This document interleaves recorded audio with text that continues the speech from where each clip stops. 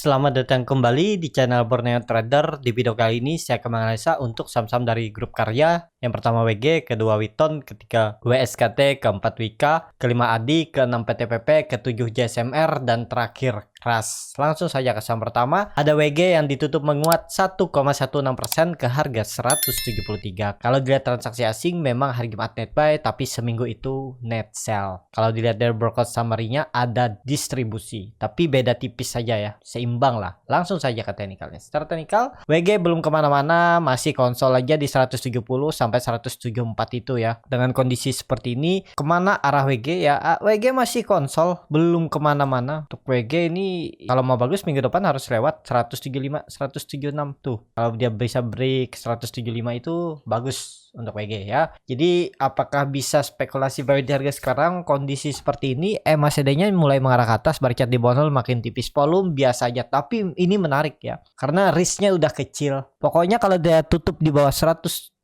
itu ya stop loss kalau bisa. Kalau pakai stop loss, kalau nggak pakai stop loss juga ya nggak ada yang salah. Sesuaikan, bisa di 166 atau 167 aja ya. 3,4% tuh udah ideal. Target profitnya tapi tipis ya, karena ya memang udah di area pertengahan, stop lossnya terlalu tinggi ini. Kalau mau stop lossnya lebih dekat ya juga silahkan atur bagaimana strateginya. Dan sebenarnya WG ini menarik ya, kalau sudah bisa break 175 176 itu udah siap-siap ke atas ini nih ya, risk rewardnya bisa seperti ini juga. Cuman kan ada resisten yang harus dilewati sebelum konfirmasi ke 184 itu di 176.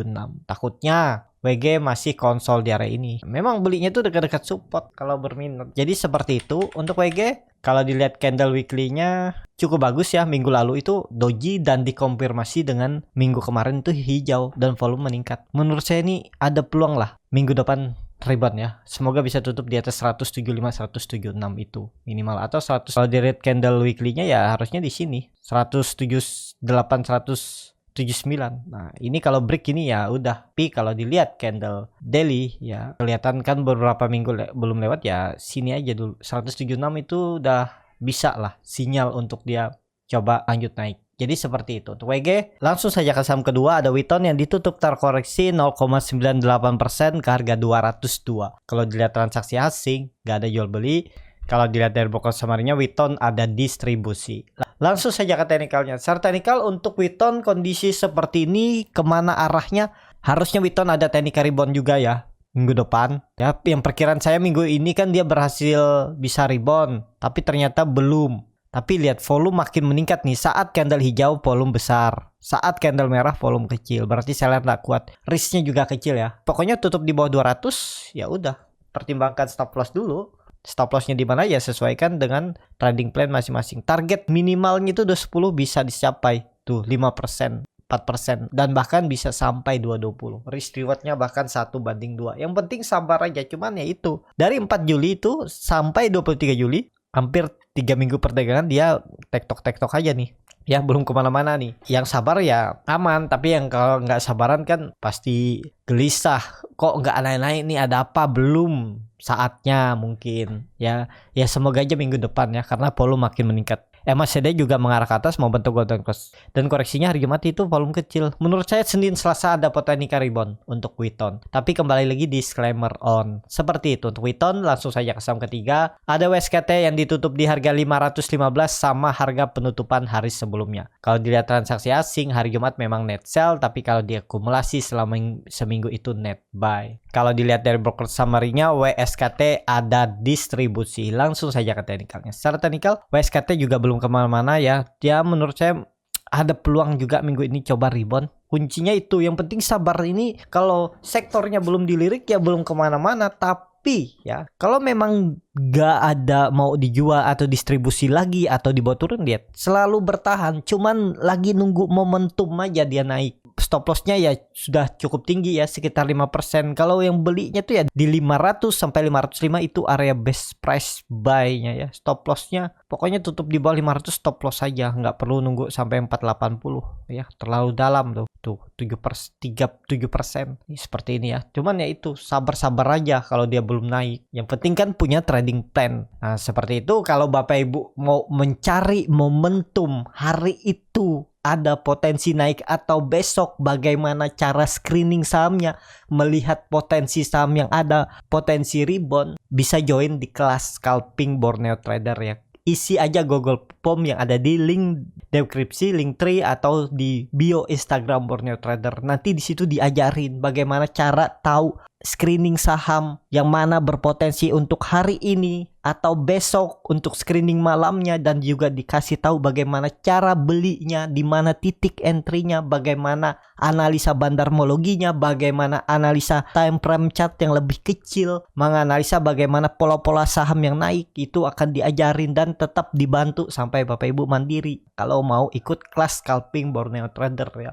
Jadi kalau beli saham itu ya potensi untuk naik ya, nggak lama nunggunya, mungkin 1 hari, atau kalau yang scalping kan nggak nyampe sejam, 5 menit, 1 menit pun bisa ada peluang untuk naik. Nah seperti itu ya, kalau tertarik bisa join di kelas scalping Borneo Trader. Jadi seperti itu aja untuk WSKT ini, menurut saya masih bagus, tinggal nunggu momentum aja ditarik. Semoga minggu ini ditariknya ya. Minggu kemarin yang perkiraan saya ditarik ternyata nggak kemana-mana ya, tektok-tektok aja di 500 sampai 520. Itu lumayan juga kalau beli ya, 2% tektok-tektok itu bisa seperti itu. Untuk WSKT langsung saja ke saham selanjutnya. Ada Wika yang ditutup di harga 920, terkoreksi 1,07%. Kalau dilihat transaksi asing, net sell. Kalau dilihat dari broker semarinya, ada distribusi. Langsung saja ke chart technical. Wika ya minggu ini dia naik ya. Habis itu koreksi lagi ya. Naiknya lumayan tuh 3%, terus koreksi. Ya kemana arahnya kondisi seperti ini, turun 910 lah. Kalau ke 900 mungkin nggak, ya bisa aja. Cuman kalau saya lihat 900 nih ya. Pokoknya tutup di bawah itu ya udah, jangan ditahan-tahan lagi, stop loss saja. Perkiraan saya juga tetap akan bertahan untuk Wika, malah ada peluang satu candle lagi merah dan Selasanya, misalnya Senin merah ya, Selasanya dah rebound lagi. Tapi kembali lagi disclaimer on ya, analisa juga bisa salah ya. Bagaimana kita bereaksi aja. Kalau di luar skenario, di luar trading plan ya, kalaupun harus stop loss dulu daripada rugi makin dalam ya. Kecuali Bapak Ibu yang sabar, tapi kan sesabar-sabar orang kalau lama juga, apalagi nggak tahu tuh sahamnya apakah bagus, berfundamental bagus. Nah itu biasanya yang nahan lama itu akhirnya bisa cut loss ya, cut lossnya itu lebih dalam, biasanya seperti itu. Jadi seperti itu aja untuk Wika. Langsung saja ke saham selanjutnya. Ada Adi yang ditutup terkoreksi 3,31% ke harga 730. Kalau dilihat transaksi asing, net sell. Kalau dilihat dari broker samarinya, ada distribusi untuk Adi. Langsung saja ke technical. Secara technical, Adi yang rebound sendiri ya. Dia naik lumayan tuh 7%-an dari support. Di 18 Juli dia koreksi ke 700, terus high-nya di 760 ya. Dapat tuh 50 poin, dan kondisi seperti ini turun dulu. Uji 720. Kalau ke 710 mungkin nggak. Kalau saya lihat ya, kecil.